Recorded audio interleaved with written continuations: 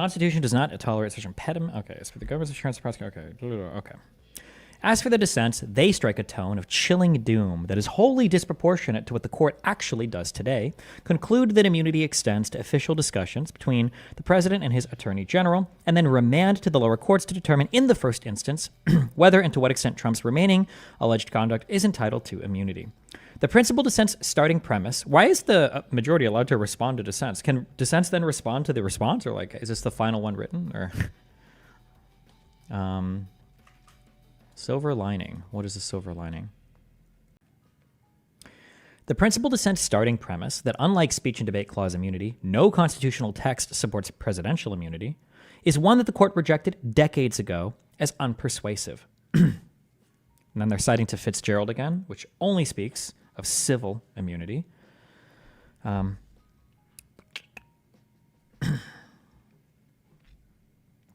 See also Nixon, rejecting unanimously a similar argument in the analogous executive privilege context. A specific textual basis has not been considered a prerequisite to the recognition of immunity, nor is that premise correct. True, there is no presidential immunity clause in the Constitution, but there is no separation of powers clause either. Yet that doctrine is undoubtedly carved into the Constitution's text by its 3 articles, separating powers and vesting the executive power solely in the president. While that's true, how much conversation prior to the formation of the Constitution can you find about separation of powers? That's not a thing that was ever mysterious or like, oh, I wonder what the framers thought about the strict separation of powers in the U.S. government. Like, that's never been a question, right? Like, the idea that we could find as much, I know he's not necessarily arguing that, but the idea that you would find as much evidence for the separations of power. There's not a separations of powers clause, guys. So why can't there be like an infinite criminal immunity for, presidential core actions clause? Like, come on, Jesus, but whatever. I've long recognized the doctrine as mandating certain presidential privileges and immunities, even though the Constitution contains no explicit provision for immunity. Neither the dissents nor the government disavow any of those prior decisions. The principal dissent that then cites the impeachment judgment clause, arguing that it clearly contemplates that a former president may be subject to criminal prosecution. But that clause does not indicate whether a former president may, consistent with the separation of powers, be prosecuted for his official conduct in particular. It doesn't need to. Why would it? And the assortment of historical sources the principal dissent cites are unhelpful for the same reason. As the court has previously noted, relevant historical evidence on the question of presidential immunity is of a fragmentary character. True. Noting the poverty of really useful and unambiguous authority applicable to concrete problems of executive power. The most compelling arguments, therefore, arise from the Constitution's separations of powers and judiciary's historic understanding of that doctrine. The court's prior admonition is evident in the principal dissent's citations. Some of its cherry-picked sources do not even discuss the president in particular. And none of these sources discuss criminal prosecution. See, for example, post at 7 to 8, citing 2 debates, and none of them indicate whether he may be prosecuted for his official conduct.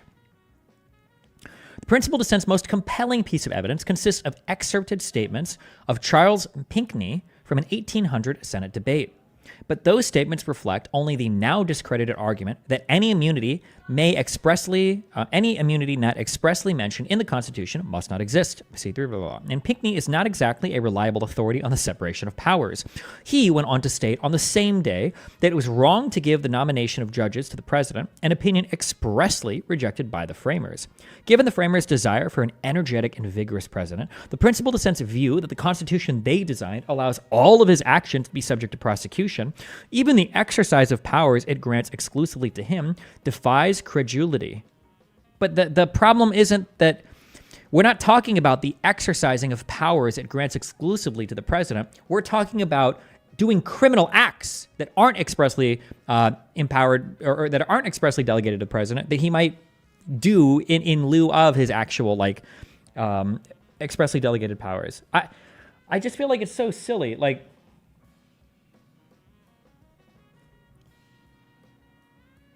if I were to make a constitution that says I have the right to fuck your mom whenever I want, and you can never question that, and then I put a knife on my cock, and I fuck your mom in the throat, and then I fuck her in the stomach, and then I fuck her in the ass, and she's bleeding, dying on the ground, and you're like, bruh.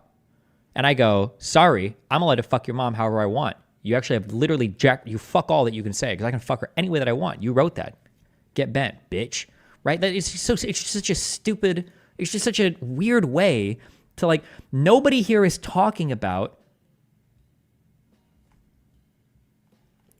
like contravening the things that were exclusively granted to the president. It's more like, how do we check for criminal actions that the president is committing? I don't know. Whatever. Unable to muster any meaningful textual or historical support. Same. Hello. Where is what? Unable to muster any meaningful textual or historical support, the principal dissent suggests that there is an established understanding that former presidents are answerable to the criminal law for their official acts. Conspicuously absent is mention of the fact that since the founding, no president has ever faced criminal charges, let alone for his conduct in office. This is also such a dog shit argument. Like, yeah, because presidents, maybe it's because they were. You know what would actually be a really good counter argument here for the majority opinion, or an argument for the majority opinion? Give us an example of presidents committing what we feel are criminal acts where they haven't been prosecuted for it. Because all of the arguments saying, oh, well, nobody's been charged with a criminal act, you could say that furthers, in one way, it furthers the idea that you can't criminally charge a president, but you could equally say that furthers the idea that it causes presidents to try not to commit criminal acts. Like, the argument works both ways for that.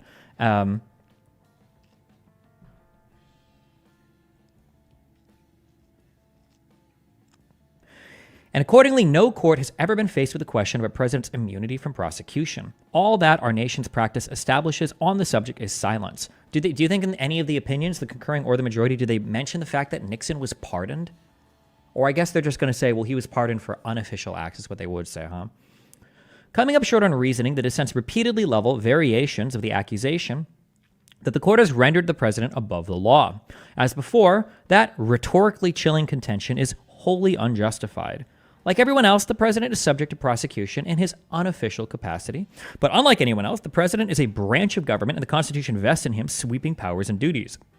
Accounting for that reality and ensuring that the president may exercise those powers forcefully, as the framers anticipated he would, does not place him above the law. It preserves the basic structure of the Constitution from which that law derives, which therefore places the president above the law here, but okay.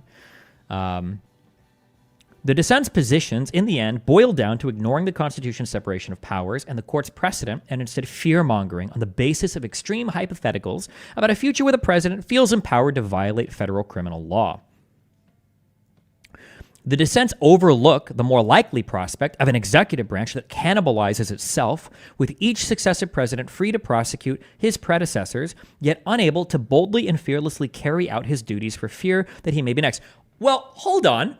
Prior to this Supreme Court ruling, was not every single prior president free to prosecute his predecessors? Notice how that hasn't happened, though? Like, the argument is self-defeating. It hasn't happened, yet apparently up until this point in time, as the Supreme Court has explicitly said, now you can't do it, it didn't happen. So, like, what is the...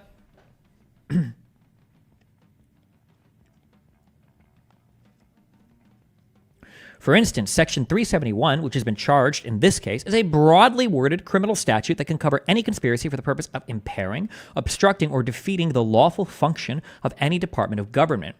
U.S. v. Johnson. Virtually every president is criticized for insufficiently enforcing some aspect of federal law, such as drug, gun, immigration, or environmental law. And now the Supreme Court, in a bid to ensure their own legitimacy, decides to delegitimize federal law by saying, like, listen, who the fuck knows what any of these fucking laws mean anyway, bro? You can charge anybody for this shit, okay? Well, I don't know what the fuck any of this federal fucking law means. Like, bro, that's the argument you're gonna go with? Like, I don't know what the fuck this shit says. What? An enterprising prosecutor in a new administration may assert that a previous president violated that broad statute. Without immunity, such types of prosecutions of ex-presidents could quickly become routine. But again, this argument is self-defeating because one could argue, okay, well, fine, if you've got an adventurous enough prosecutor, could this prosecutor not say, oh, well, we're just going to go ahead and charge everything? And we're going to argue that actually, the presumptive immunity doesn't apply in any of these cases. We're going to make that argument for every single action that we didn't like. You can't really protect from this, right? You can't protect from a corrupt prosecutor in a legal system. You can safeguard a little bit against it, but not really. Like, Without immunity, such types of prosecutions of ex-presidents could quickly become routine. The enfeebling of the presidency and our government would quickly result from such a cycle of factional strife is exactly what the framers intended to avoid. Ignoring those risks, the dissents are instead content to leave the preservation of our system of separated powers up to the good faith of prosecutors. Well, who do you trust more? The body of people that make up the prosecutorial system of the United States, or a single man called the President of the United States who might be uniquely motivated in his own interests, who also is running for re-election? Like, who is more at risk here for making selfish decisions that are contrary to the interests of the United States?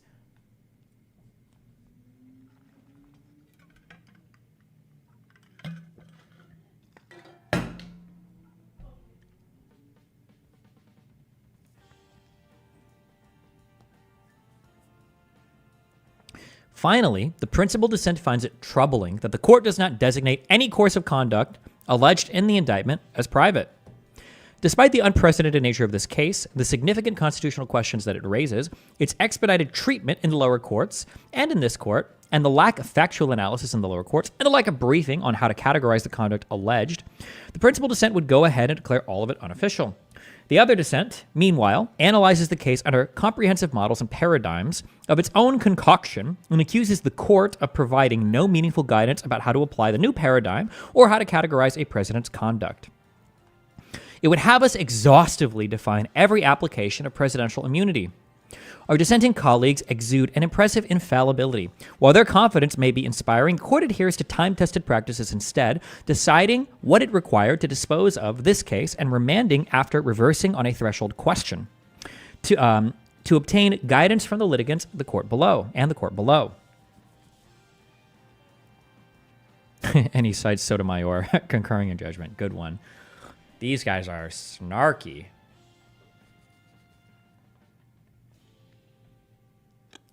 This case poses a question of lasting significance. When may a former president be prosecuted for official acts taken during his presidency? Our nation has never before needed an answer. But in addressing that question today, unlike the political branches and the public at large, we cannot afford to fixate exclusively or even primarily on present exigencies. In a case like this one, focusing on transient results may have profound consequences for the separation of powers and for the future of our republic. Our perspective must be more far-sighted, for the peculiar circumstances of the moment may render a measure more or less wise, but cannot render it more or less constitutional. Our first president had such a perspective. In his farewell address, George Washington reminded the nation that a government of as much vigor as is consistent with the perfect security of liberty is indispensable.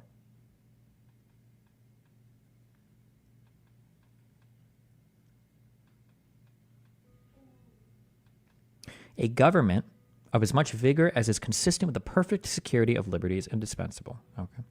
A government too feeble to withstand the enterprises of faction, he warned, could lead to the frightful despotism of alternate domination of one faction over another, sharpened by the spirit of revenge. And the way to avoid that cycle, he explained, was to ensure that government powers remained properly distributed and adjusted. I wonder what this whole speech by George Washington says. George Washington 226. 35 writings of George Washington. This article, Justice Roberts' drone strike on George Washington's legacy. Jesus, that's a nice title. He cited George Washington. Let's read what George Washington had to say in his farewell address to see how we would characterize that. Annotation. By 1796, Washington had pushed the British out the western fronts, opened the Ohio country to white settlement, and avoided war with Britain. In a farewell address published in a Philadelphia newspaper in 1796, Washington warned his countrymen against the growth of partisan divisions. He also called on the country to avoid permanent alliance with any portion of the foreign world. It would not be until after World War II that the country would establish peacetime alliances with foreign nations. The unity of government which constitutes you one people is also now clear to you, or now dear to you. It is Justly so, for it is a main pillar in the edifice of your real independence, the support of your tranquility at home, your peace abroad, of your safety, of your prosperity, of that very liberty which you so highly prize. But as it is easy to foresee that from different causes and from different quarters much pains will be taken, many artifices employed, to weaken in your minds the conviction of this truth.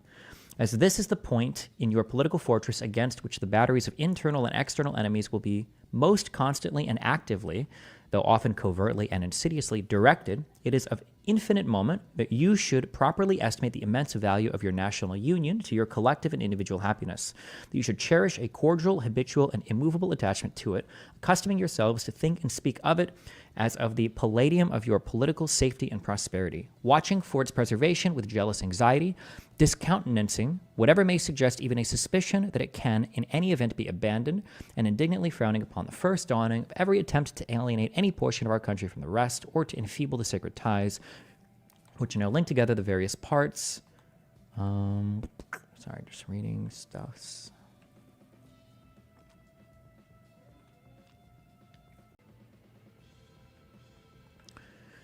To the efficacy and permanency of your union, a government for the whole is indispensable. No alliances, however strict, between the parts can be an adequate substitute. They must inevitably experience the infractions and interruptions which all alliances in all times have experienced. Sensible of this momentous truth, you have improved upon your first essay by the adoption of a constitution of government better calculated than your former for an intimate union and for the efficacious management of your common concerns. This government, the offspring of our own choice, uninfluenced and unawed, adopted upon full investigation and mature deliberation, completely free in its principles, in the distribution of its powers, uniting security with energy, and containing within itself a provision for its own amendment, has a just claim to your confidence and your support. Respect for its authority, compliance with its laws, acquiescence in its measures are duties enjoined by the fundamental maxims of true liberty. The basis of our political systems is the right of the people to make and to alter their constitution of government. But the constitution, which at any time exists, till changed by an explicit and authentic act of the whole people, is sacredly obligatory upon all. The very idea of the power and the right of the people to establish government presupposes the duty of every individual to obey the established government. All obstructions to the execution of the laws, all combinations and associations under whatever plausible character, with the real design to direct, control, counteract, or awe the regular deliberation and action of the constituted authorities are destructive of their fundamental principle and of fatal tendency. They serve to organize faction, to give it an artificial and extraordinary force, to put in the place of the delegated will of the nation, the will of a party, often a small but artful and enterprising minority of the community, and according to the alternate triumphs of different parties, to make the public administration the mirror of the ill-concerted and incongruous projects of faction, rather than the organ of consistent and wholesome plans digested by common councils and modified by mutual interests. Jesus, these sentences. However, combinations or associations of the above descriptions may now and then answer popular ends, they are likely, in the course of time and things, to become potent engines by which cunning, ambitious, and unprincipled men will be enabled to subvert the power of the people and to usurp for themselves the reins of government, destroying afterwards the very engines which have lifted them to unjust dominion. Towards the preservation of your government and the permanency of your present happy state, it is requisite not only that you steadily discountenance irregular oppositions to its acknowledged authority, but also that you resist with care the spirit of innovation upon its principles, however specious the pretexts. One method of assault may be to effect, in the form of the Constitution, alterations which will impair the energy of the system, and thus to undermine what cannot be directly overthrown. In all the changes to which you may be invited, remember that time and habit are at least as necessary to fix the true character of government as of other human institutions, that experience is the surest standard by which to test the real tendency of the existing constitution of a country, that facility in changes upon the credit of mere hypotheses and opinion exposes to perpetual change from the endless variety of hypotheses and opinion, and remember especially that for the efficient management of your common interests in a country so extensive as ours, a government of as much vigor as is consistent with the perfect security of liberty is indispensable. Liberty itself will find in such a government, with powers properly distributed and adjusted, its surest guardian. It is indeed little else than a name where the government is too feeble to withstand the enterprises of faction, to confine each member of the society within the limits prescribed by the laws, and to maintain all in the secure and tranquil enjoyment of the rights of person and property. So I guess the liberal argument is, what is George Washington talking about? The enterprising factions that would seek to destroy the government would be a corrupt president immune from criminal prosecution. And I guess the Robertson, I guess all the majority opinion writers in the court would say, actually, the enterprising factions would be the judicial branch that would endlessly try to litigate or, I guess, criminally prosecute prior presidents. I guess it doesn't really cut one way or another. It's just a general principle for not having your government get fucked.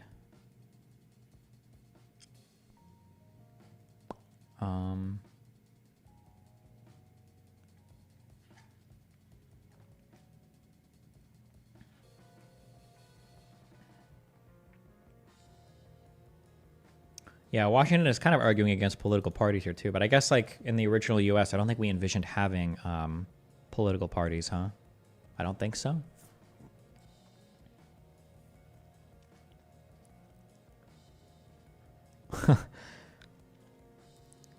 Maybe, damn, did Washington fucking hate parties? Maybe he did. Without looking forward to an extremity of this kind, which nevertheless ought not to be entirely out of sight, the common and continual mischiefs of the spirit of party are sufficient to make it in the interest and the duty of a wise people to discourage and restrain it. It serves always to distract the public councils and enfeeble the public administration. He's talking about political parties here, I believe, right? The political parties, they agitate the community with ill-founded jealousies and false alarms, kindles the animosity of one part against another, foments occasionally riot and insurrection. It opens the door to foreign influence and corruption, which find a facilitated access to the government itself through the channels of party passions. Thus, the policy and the will of one country are subjected to the policy and will of another. There is an opinion that parties in free countries are useful checks upon the administration of the government and serve to keep alive the spirit of liberty. This, within certain limits, is probably true, and in governments of a monarchical caste patriotism may look with indulgence, if not with favor, upon the spirit of party, but in those of the particular character, in governments purely elective, it is a spirit not to be encouraged. From their natural tendency, it is certain there will always be enough of that spirit for every salutary purpose. And there being constant danger of excess, the effort ought to be, by force of public opinion, to mitigate and assuage it. A fire not to be quenched, it demands a uniform vigilance to prevent its bursting into a flame, lest instead of warming, it should consume. Okay.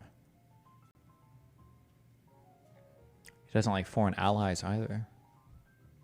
What an interesting speech to cite. Do you think Supreme Court justices just read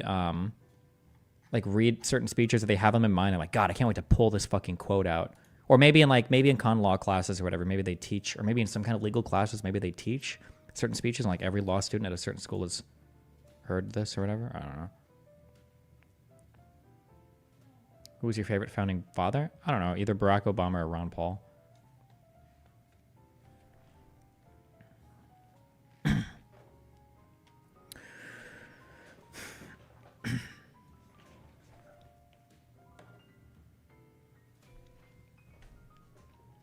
In his farewell address, George Washington reminded the nation that a government of as much vigor as is consistent with the perfect security of liberty is indispensable. A government too feeble to withstand the enterprises of faction, he warned, could lead to the frightful despotism of ultimate domination of one faction or another, sharpened by the spirit of revenge. And the way to avoid that cycle, he explained, was to ensure that government powers remain properly distributed and adjusted. Well, it sounds like what he was saying is we should just not have parties at all, but okay.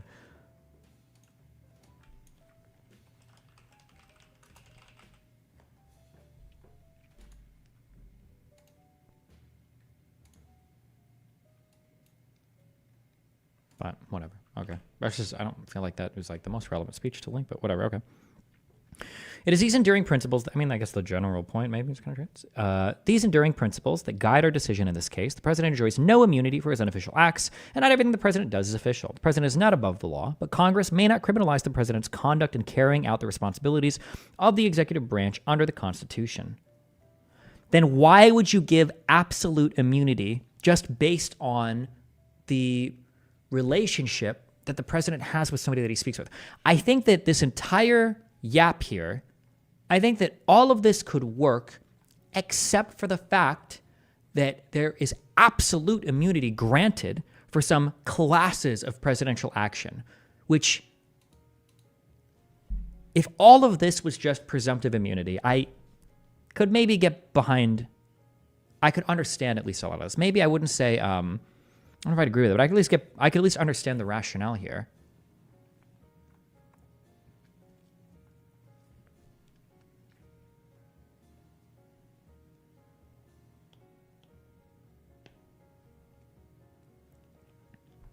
Congress may not criminalize. The president, therefore, may not be prosecuted for exercising his core constitutional powers, and he's entitled, at a minimum, to a presumptive immunity from prosecution for all of his official acts. Like, that's an okay-ish statement, maybe. That immunity applies equally to all occupants of the Oval Office, regardless of politics, policy, or party. The judgment of the Court of Appeals for the D.C. Circuit is vacated, and the case is remanded for further proceedings. Consistent with this opinion, it is so ordered.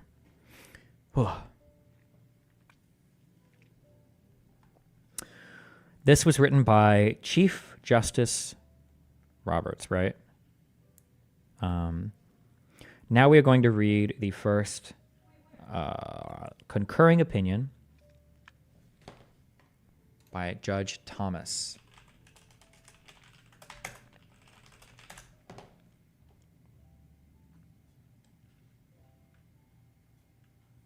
Wait, what does the J mean?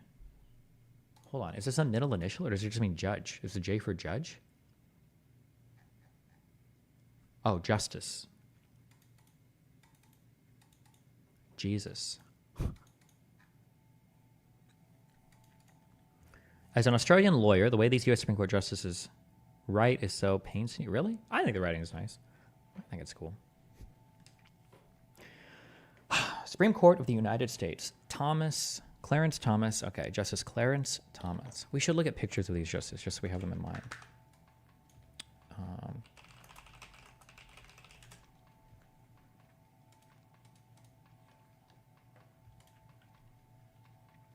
This was Roberts.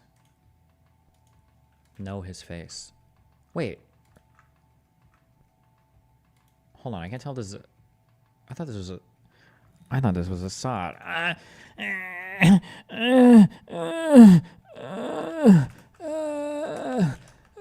That was him 20 years ago. I don't care. Here's Thomas.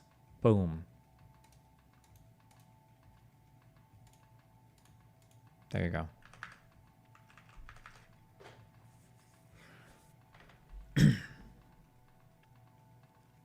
Few things would threaten our constitutional order more. Sorry. Few things would threaten our constitutional order more than criminally prosecuting a former president for his official acts. I was going to say few things would threaten our constitutional order more than a president immune from criminal prosecution, but whatever.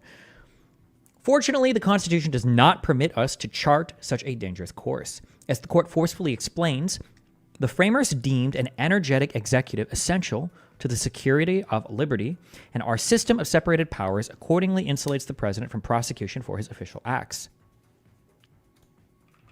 What is all the... Hold on, I just need to see this. Where does this come from?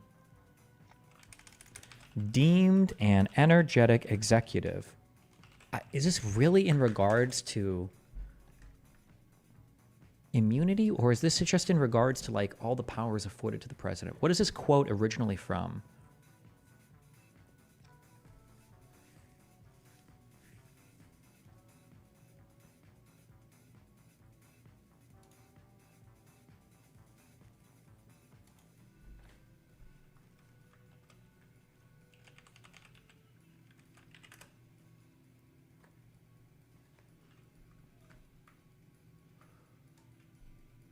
What is this? 2020. Oh, Federalist number 70. Wait, did we read that one? Or did we read 77?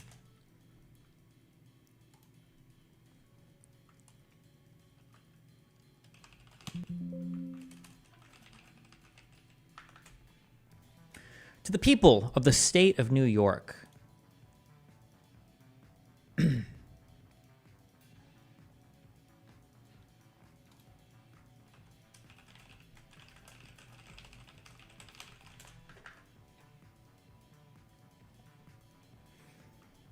Hold on.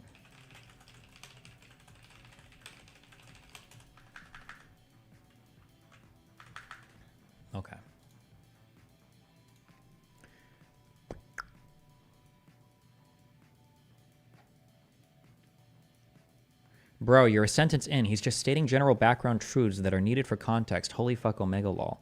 No, shut the fuck up, you illiterate fucking monkey. Unless you're black, in which case you fucking, no, I'm just kidding. Newbie. This quote is brought up over and over and over and over again. When you use these older quotes, you're doing it because you're lending, you're essentially borrowing on or trading on the reputation of the person that you're quoting. So no, if they're going to quote over and over and over and over again this particular thing, then I want to know what the context of this quote is. What were the framers talking about? Like, if I were to say, for instance, that if I were to say, and I quote the great whatever, that a hard man is needed to do the right job. And I say this in regards to having to elect a president or whatever to conduct war or whatever. And we find that the source of this quote was like some dude that was just talking about, being able to fuck 3 women at a gangbang. It's like, yeah, you got to be a hard man in order to do the job. Like, that would be like, why the fuck are you quoting this guy? This is not at all what the fuck he's talking about. Why are we relying on this dude who's talking about dicks to talk about the hardness of man, right? So no, fuck you.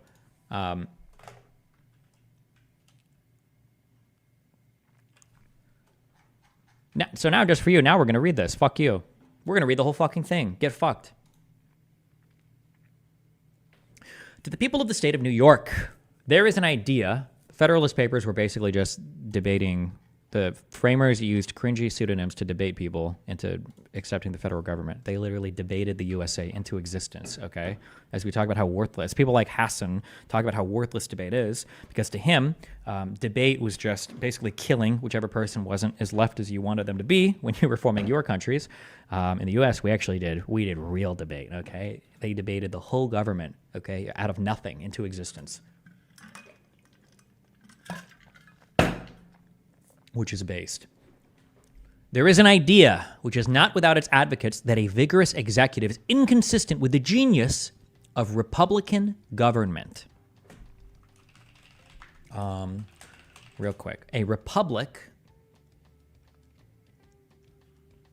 in which political power rests with the public through their representatives, in contrast to a monarchy.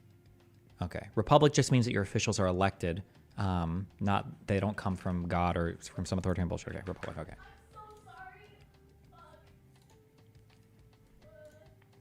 Okay. Where are we at? Okay.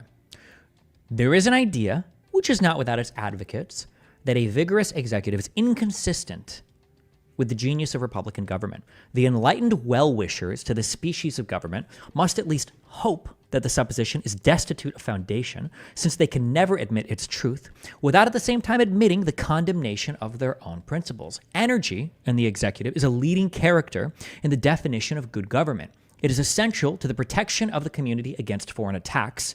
It is not less essential to the steady administration of the laws, to the protection of property against those irregular and high-handed combinations which sometimes interrupt the ordinary course of justice, to the security of liberty against the enterprises and assaults of ambition, of faction, and of anarchy. Every man, the least conversant in Roman story knows how often that republic was obliged to take refuge in the absolute power of a single man under the formidable title of dictator, as well against the intrigues of ambitious individuals who aspired to the tyranny and the seditions of whole classes of the community whose conduct threatened the existence of all government, as against the invasions of external enemies who menaced the conquest and destruction of Rome.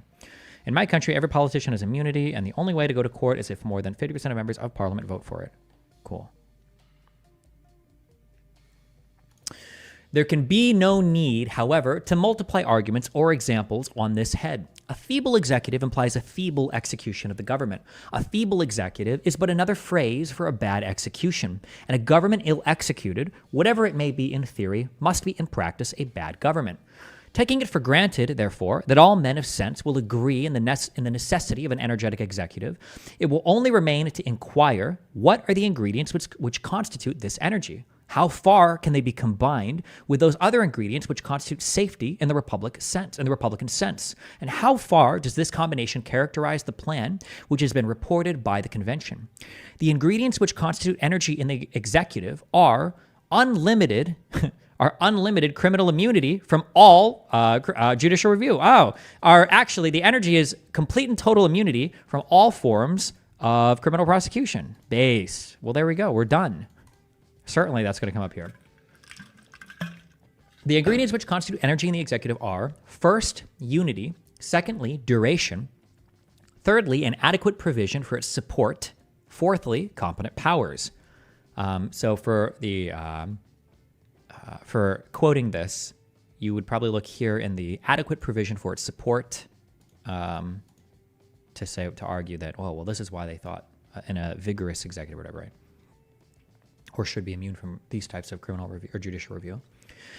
The ingredients which constitute safety in the Republican sense are, first, a due dependence on the people, secondly, a due responsibility. Those politicians and statesmen who have been the most celebrated for the soundness of their principles and for the justice of their views have declared in favor of a single executive and a numerous legislature.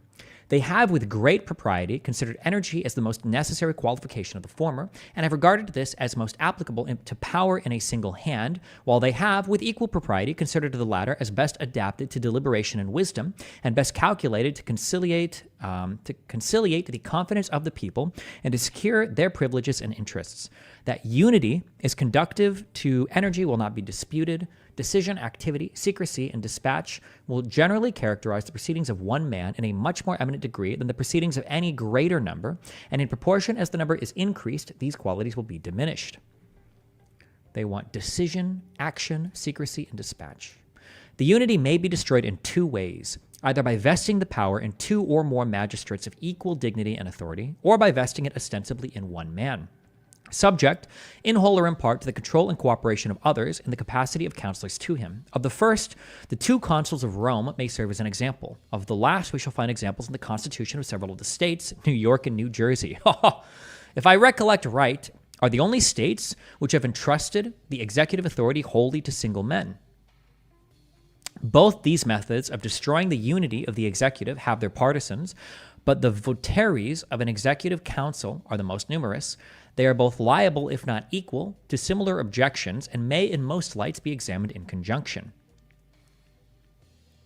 The experience of other nations will afford... So basically what we're saying so far is like, we need one president dude who can make decisions. As soon as you bog this down with 2, 3, 4, 5 people, we need somebody decisive who can act in the execution of what Congress says. It's one thing for a body of people to deliberate. Well, what should the law be? Well, how should we blah, blah, blah, blah, blah, right? Legislators can do that. But when it comes time to enforce the law, there should be one man who says, okay, the legislators have given me this, then this indeed is how we shall enforce it.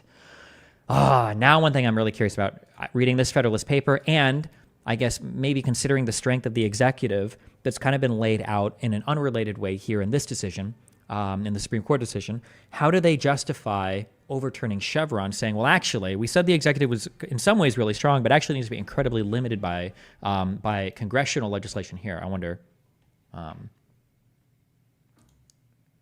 where are we? I don't know why chat keeps freezing. I'm too lazy to refresh. Here, you have Kick now. You have Kick for now. I'll bring it back tomorrow.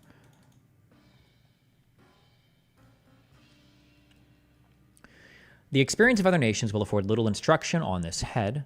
As far, however, as it teaches anything, it teaches us not to be enamored of plurality in the executive. We have seen that the Archaeans, on an experiment of 2 praetors, were induced to abolish one. The Roman history records records many instances of mischiefs to the Republic from the dissensions between the consuls and between the military tribunes, who were at times substituted for the consuls.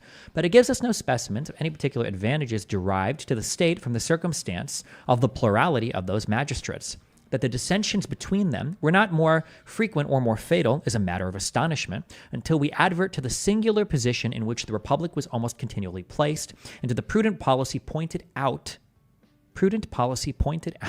by the circumstances of the state and pursued by the consuls of making a division of the government between them. The patricians engaged in a perpetual struggle with the plebeians for the preservation of their ancient authorities and dignities. The consuls, who were generally chosen out of the former body, were commonly united by the personal interest they had in the defense of the privileges of their order. In addition to this motive of union, after the arms of the Republic had considerably expanded the bounds of its empire, it became an established custom with the consuls to divide the administration between themselves by lot, one of them remaining at Rome to govern the city and its environs, and the other taking the command in the more distant provinces. This expedient must, no doubt, have had great influence in preventing those collisions and rivalships which might otherwise have embroiled the peace of the Republic.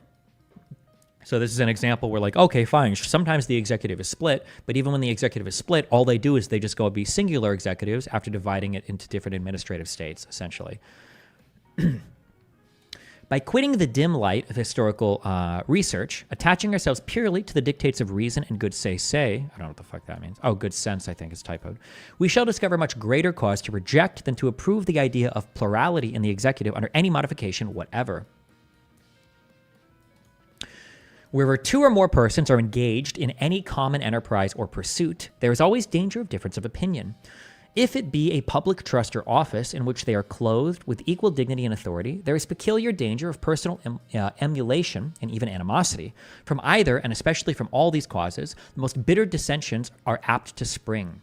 Whenever these happen, they lessen the respectability, weaken the authority, and distract the plans and operation of those whom they divide. If they should unfortunately assail the supreme executive magistracy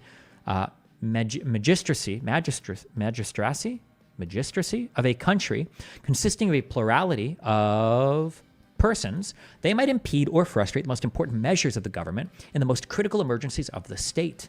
And what is still worse, they might split the community into the most violent and irreconcilable factions, adhering differently to the different individuals who composed the magistracy. Jesus. Men often oppose a thing merely because they have had no agency in planning it, or because it may have been planned by those whom they dislike. But if they have been consulted and have happened to disapprove, opposition then becomes, in their estimation, an indispensable duty of self-love.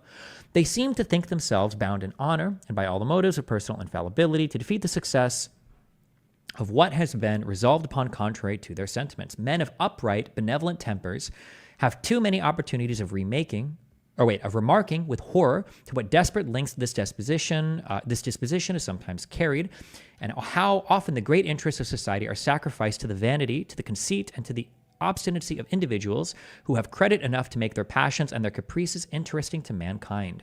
Perhaps the question now before the public may, and its consequences, afford melancholy proofs of the effects of this despicable frailty, or rather detestable vice, in the human character.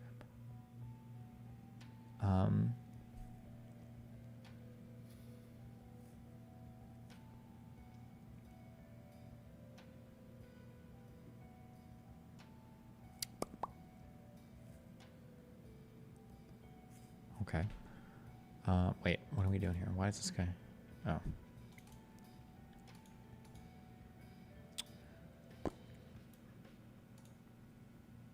Can we get a retard translation? I don't know why. Man, often was me like say no interesting. I think this is arguing, or this is just showing the frailty of a single person making decisions.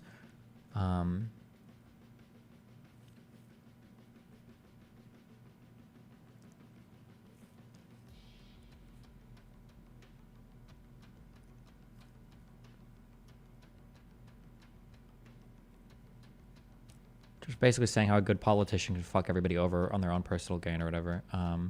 But okay, just nothing to. Upon the principles of a free government, inconveniences from the source just mentioned must necessarily be submitted to in the formation of the legislature, but it is unnecessary and therefore unwise to introduce them into the constitution of the executive. It is here too that they may be more pernicious. Okay, it is here too that they may be more pernicious. In the legislature, promptitude of decision is oftener an evil than a benefit. The differences of opinion and the jarrings of parties in that department of the government, though they may sometimes obstruct salutary plans, yet often promote deliberation and circumspection, and serve to check excesses in the majority.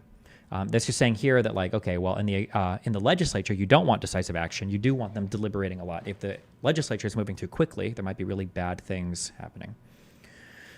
When a resolution, too, is once taken, the opposition must be at an end. That resolution is a law, and resistance to it is punishable, but no favorable circumstances palliate or atone for the disadvantages of dissension in the executive department. Here they are pure and unmixed. There is no point at which they cease to operate. They serve to embarrass and weaken the execution of the plan or measure to which they relate, from the first step to the final conclusion of it. They constantly counteract those qualities in the executive which are the most necessary ingredients in its composition, vigor, and expedition, and this without any counterbalancing good. In the conduct of war, in which the energy of the executive is the bulwark of our national security, everything would be to be apprehended from its plurality. So they're basically saying that, like, well, look, when people debate in the legislature, that's good. You want people to pass legislation, but there should be people that are arguing on the other end. It's really good to have people debating and making laws. In fact, if there was no debate, if the legislature was just shitting out laws, that would be really, really, really bad. But once a law is passed and you have the law done, for the execution of the law, there is no virtue in its debate. Like, once you've got the law passed, you need one man to execute on the law. Nothing good comes from two people who are having a huge disagreement over the application of said law. You just need one man to implement it. Yeah, that's essentially what they're saying here. I love the fact that this is how we are going to lose democracy, with people like you supporting a corpse against a wannabe dictator. Okay. I hope I see you at the other end of the Civil War, my friend.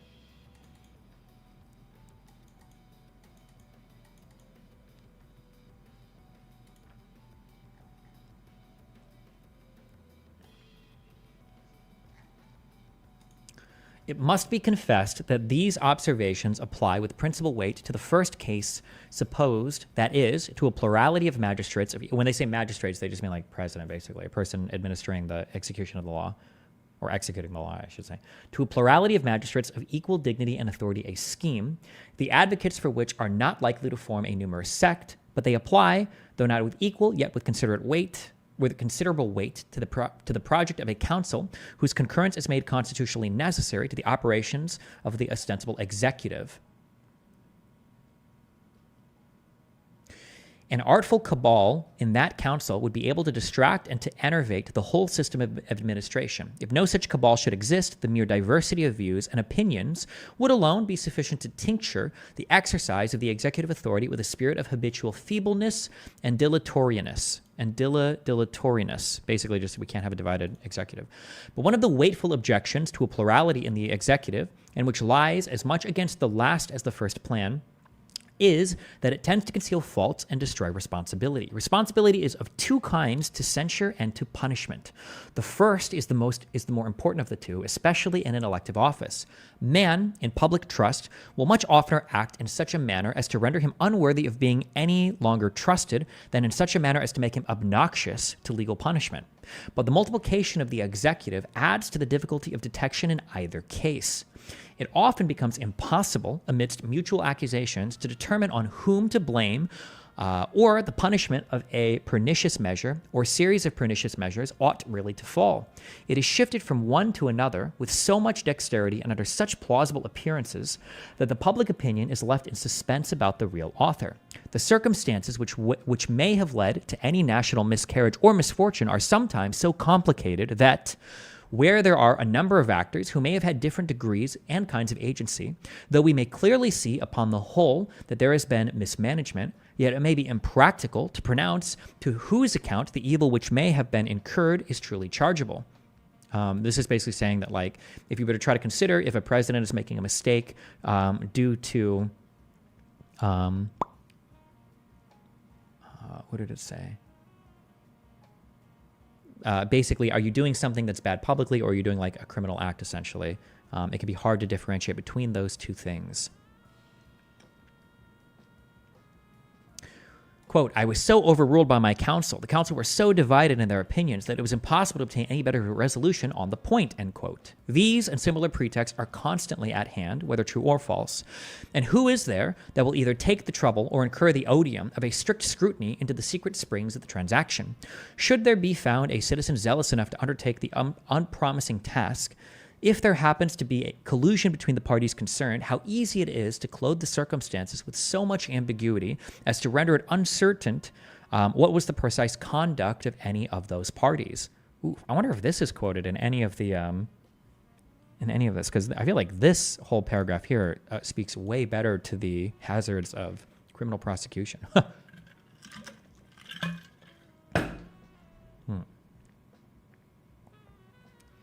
And the single instance in which the governor of this state is coupled with a council that is, in the appointment to offices, we have seen the mischiefs of it in the view now under consideration. Scandalous appointments to important offices have been made. Some cases, indeed, have been so flagrant that all parties have agreed in the impropriety of the thing. When inquiry has been made, the blame has been laid by the governor on the members of the council, who, on their part, have charged it upon his nomination, while the people remain altogether at a loss to determine by whose influence their interests have been committed to hands so unqualified and so manifestly improper. In tenderness to individuals, I forbear to descend the particulars. Out of respect for those accused, I won't say shit. This is what he's saying here. This is like a tongue-in-cheek or cheeky.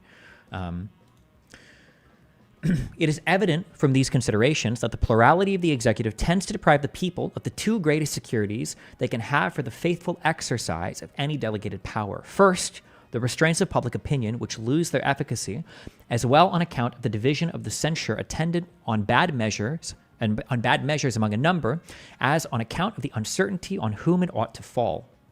And secondly, the opportunity of discovering which facility and clearness the misconduct of the persons they trust, in order either to their removal from office or to the actual punishment cases which admit of it. Hi. Oh. In England, the king is a perpetual magistrate, and it is a maxim which is obtained for the sake of the public peace, that he is unaccountable for its administration, and his person sacred. Nothing, therefore, can be wiser in that kingdom than to annex to the king a constitutional council who may be responsible to the nation for the advice they give. Without this, there would be no responsibility whatever in the executive department, an idea inadmissible in a free government. But even there, the king is not bound by the resolutions of his council, though they are answerable for the advice they give. He is the absolute master of his own conduct in the exercise of his office and may observe or disregard the counsel given to him at his sole discretion. But in a republic, where every magistrate ought to be personally responsible for his behavior in office, the reason which in the British Constitution dictates the propriety of a council not only ceases to apply, but turns against the institution. In the monarchy of Great Britain, it furnishes a substitute for the prohibited responsibility of the chief magistrate, which serves in some degree as a hostage to the national justice for his good behavior. In the American Republic, it would serve to destroy or would greatly diminish the intended and necessary responsibility of the chief magistrate himself. The idea of a council to the executive, which has so generally obtained in the state constitutions, has been derived from the maxim of Republican jealousy, which considers power as safer in the hands of a number of men than of a single man. If the maxim should be admitted to be applicable in this to the case, I should contend that the advantage on that side would not counterbalance the numerous disadvantages on the opposite side, but I do not think the rule at all applicable to the executive power. I clearly concur in opinion, in this particular, with a writer whom the celebrated Junius, I don't know what the fuck this refers to, pronounces to be deep, solid, and ingenious, that the executive power is more easily confined when it is one, that it is far more safe should be a single object for the jealousy and watchfulness of the people, and in a word, that all multiplication of the executive is rather dangerous than friendly to liberty. A literal consideration will satisfy us that the species of security sought for the multiplications of the executive is unattainable. It becomes more liable to be abused, more dangerous when abused, and in the hands of one. Yeah, okay. I wonder. I wonder if any of the Federalist Papers wrote about criminally prosecuting a head of state. But I feel like, I mean, this is mainly just addressing like how the executive should act. This Federalist paper is basically meant to be giving the president enough power and flexibility to act decisively in crises and handle the responsibility of the office effectively, right? Yeah, and it's arguing over the balancing of a single person versus a council of people, basically. But okay.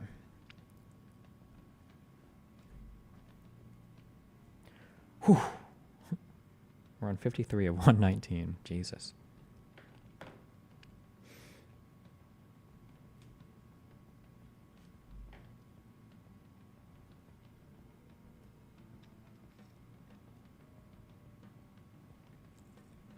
Any thoughts on how it's cited now that you've read it? I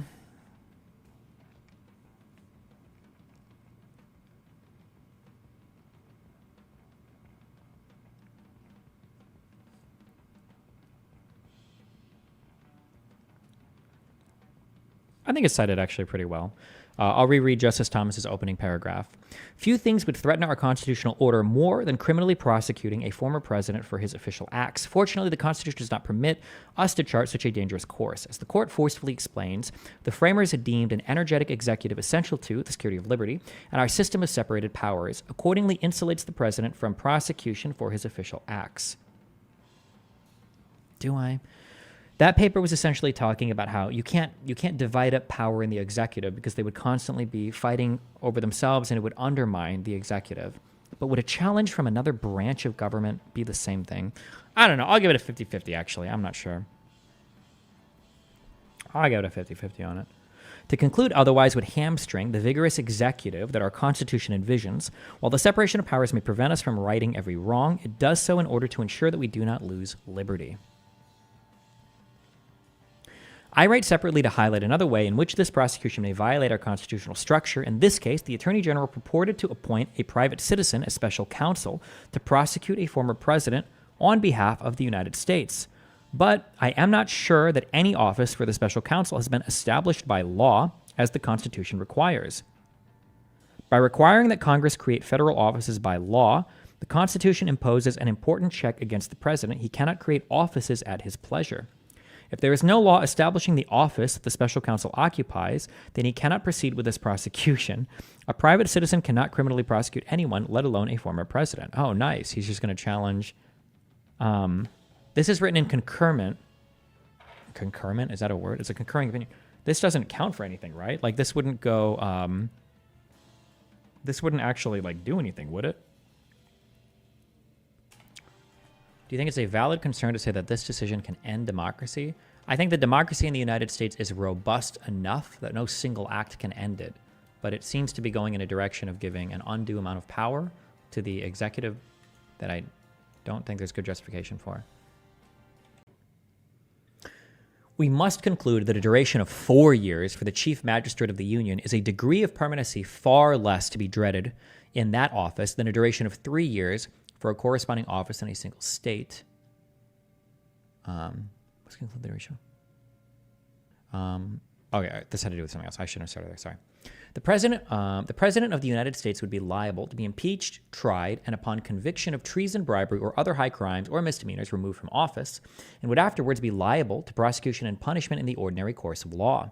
The person of the King of Great Britain is sacred and inviolable. There is no constitutional tribunal to which he is amenable, no punishment to which he can be subjected without involving the crisis of a national revolution. In this delicate and important circumstance of personal responsibility, the President of Confederated America would stand upon no better ground than a governor of New York, and upon worse ground than the governors of Maryland and Delaware. At the time, I think these all had different things, restrictions placed upon them.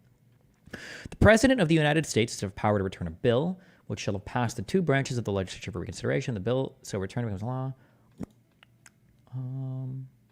Anything else about?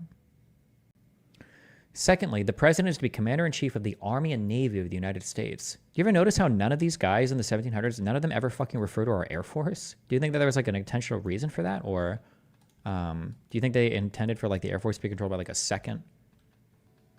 Damn, wait, these papers are so cool. Look, they have like, they expand on, and they use the original language of the Constitution and everything to give you directly all of their intentions. Man, these guys were yappers. The president is to have the power with the advice and consent of the Senate to make treaties, provided two-thirds of the senators present concur. The King of Great Britain is the sole and absolute representative of the nation in all foreign transactions. He can have his own accord, blah, blah, blah. Yeah, okay. I don't think, I don't know if they mention anything else about criminal liability or anything. No former president has faced criminal prosecution for his acts while in office in the more than 200 years since the founding of our country. And that is so despite numerous past presidents taking actions that many would argue constitute crimes. That is an unacceptable statement by a Supreme Court justice penning an opinion that is going to be published by the Supreme Court, you need to give examples that many would say that's a Fox News quote. I think you should provide examples there. For as much as I may disagree with him, Roberts gave plenty of examples and basically every single thing that he talked about. That's a pretty big statement. I think examples should be given, even if they're from dead presidents or something, so you don't like step on anybody's toes politically. I feel like you should give examples for this. But if this unprecedented prosecution is to proceed, it must be conducted by someone duly authorized to do so by the American people. The lower courts should thus answer these essential questions concerning the special counsel's appointment before proceeding. The Constitution sets forth how an office may be created and how it may be filled. The Appointments Clause provides the president shall nominate and bind with the advice. Well, I don't care about this. The constitutional process for filling an office is plain from this text. The default manner by appointing officers of the United States is a nomination by the president and confirmation by the Senate. But the clause provides a limited exception for the appointment of inferior officers. Congress may, by law, authorize one of three specified actors to appoint inferior officers without the advice and consent of the Senate. As relevant here, a head of department, such as the Attorney General, is one such actor that Congress may authorize by law to appoint inferior officers without senatorial confirmation. What does the special counsel exist as a part of? Was that attached to the DOJ? Or like, what is the special counsel? Is a permanent, independent federal investigative and prosecutorial agency whose basic legislative authority comes from 4 federal statutes. The Civil Rights Reform Act, the Whistleblowers Protection Act, the Hatch Act, and the Uniformed Services Employment and Reemployment Acts. Formed in 1979. Damn.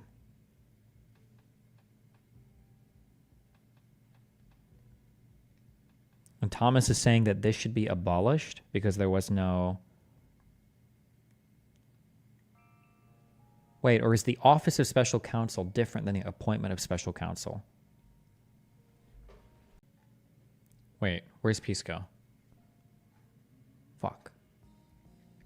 This is something different. This isn't the same thing. Like when you say that like Mueller was appointed or whatever, it's like a special counsel or whatever.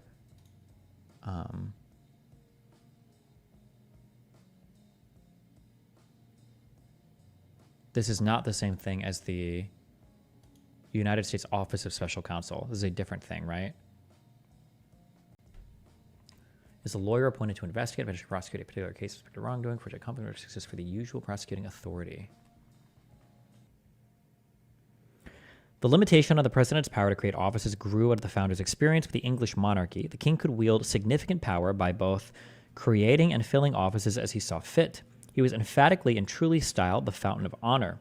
He not only appointed to all offices, but could create offices. The Federalist number 69. Oh, we just read that one, I think. As the king creates new titles, so may he create new offices. That ability to create offices raised many concerns about the king's ability to amass too much power. The king could both create a multitude of offices and then fill them with his supporters.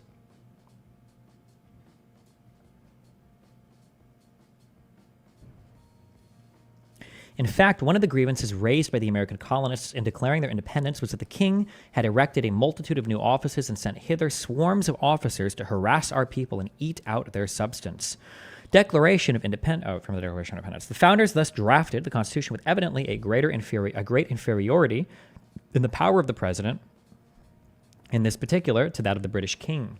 The Federalist number 69, blah, blah, blah. The founders broke from the monarchical model by giving the president the power to fill offices with the Senate's approval, but not the power to create offices. They did so by imposing the constitutional requirement that new officer positions be established by law rather than through a king-like custom of the head magistrate unilaterally creating new offices.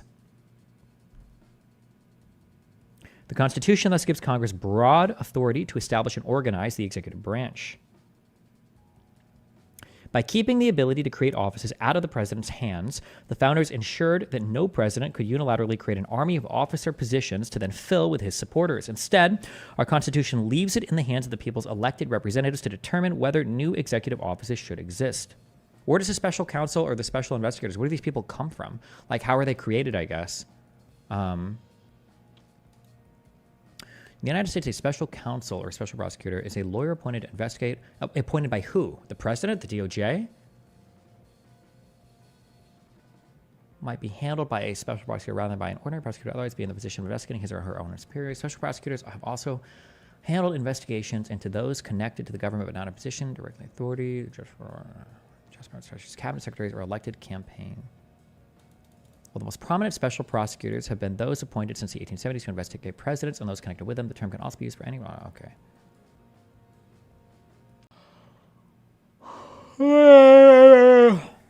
Okay. Do you think Truman would have nuked Japan if he feared he could be held criminally responsible for the deaths of so many innocents? Yep. What's up? Quick, because I have to leave pretty soon. I want to finish reading this part. You called for me? What? You called for me. Oh no, I'm good. I don't give a shit. Oh, wait, we can talk more about it tomorrow if you want. No, you asked for me. People added me. Oh, I think they were trolling you. Oh. Damn.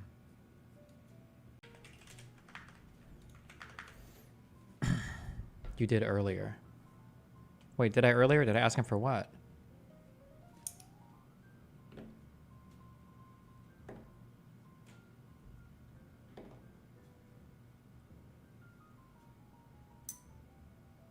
You said, where's Peace Cow? Oh, I just said that like rhetorically. I didn't.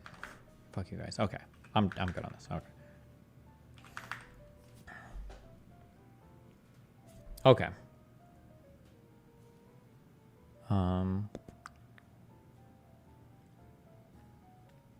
Long-standing practice from the founding to today comports with this original understanding that Congress must create offices by law. The first Congress, for instance, routinely and explicitly created offices by statute. What the fuck does any of this have to do with the ruling that's given today? Did he just get bored? And he was like, bruh, I got this shit I want to talk about, and I don't know where the fuck to do it. And Roberts was like, I don't know, bro, just attach it to like the fucking opinion here. Why not? What is even your problem? He's like, I don't know, I just fucking hate special counsel. I don't think the president can do that shit. And then Roberts was like, all right, fuck it. We'll throw it in with the Trump immunity shit, I guess. What, like, why? Like, why is he even writing it? What does any of this even have to do with anything? I don't know. Maybe he'll tie it in at the end. That ability to create offices.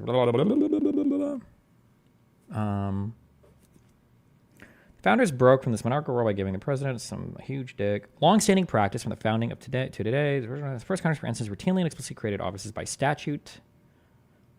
Still today, Congress creates the offices the executive branch may fill. For example, Congress has created several offices within the Department of Justice, including the offices of the Attorney General, Deputy Attorney General, Associate Attorney General, Solicitor General, and Assistant Attorneys General. For some agencies, Congress has also granted the agency head the power to appoint such officers and employees as are necessary to execute the functions vested in him. Past Congress has, at times, expressly created offices similar to the position now occupied by the special counsel. Congress created an office for a special counsel to investigate the Teapot Dome scandal and pursue prosecutions, and a statute provided for the appointment of an independent counsel that we addressed in Morrison v. Olson. That statute lapsed, and Congress has not since reauthorized the appointment of an independent counsel. We cannot ignore the importance the Constitution places on who creates a federal office. To guard against tyranny, the founders required that a federal office be established by law. As James Madison cautioned, if there is any point in which the separation of the legislative and executive powers ought to be maintained with great caution, it is that which relates to officers and offices. If Congress has not reached a consensus that a particular office should exist, the executive lacks the power to create and fill an office of his own accord. It is difficult to see how the special counsel has an office established by laws required by the Constitution. When the Attorney General appointed the special counsel, he did not identify any statute that clearly creates such an office. Nor did he rely on a statute granting him the authority to appoint officers as he deems fit, as the heads of some other agencies have.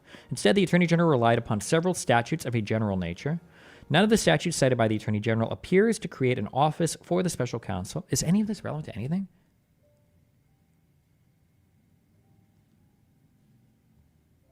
This is page 58. Okay. Maybe I'll read this offline and see if I don't know why Thomas decided to write about this shit here. Okay. I'll be back tomorrow. We'll keep reading through all this because why the fuck else? What else are we gonna do?